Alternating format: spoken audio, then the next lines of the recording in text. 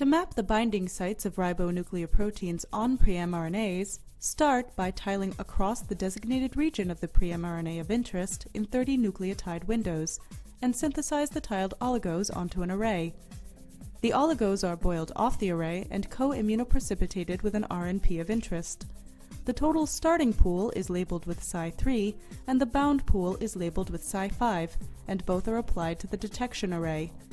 The array is then scanned, and the feature extraction software is used to interpret the results. Hi, I'm Kate Watkins from the laboratory of Will Fairbrother in the MCB department at Brown University. Today I will show you a rapid and inexpensive procedure for determining the precise location of an RNA-protein complex on pre-mRNA. In the lab, we resynthesize pre-mRNA as a pool of overlapping oligonucleotides. This pool can then be separated into a bound and unbound fraction by co-immunoprecipitation and then analyzed by a microarray.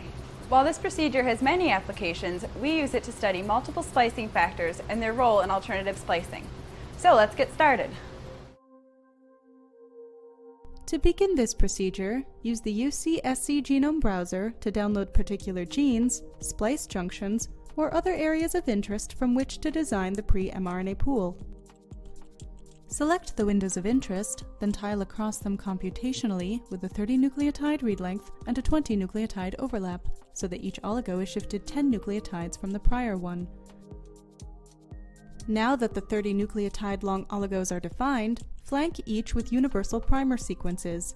Submit the oligos to Agilent for printing on a custom oligonucleotide microarray. Once the microarray arrives, begin to recover the DNA oligos.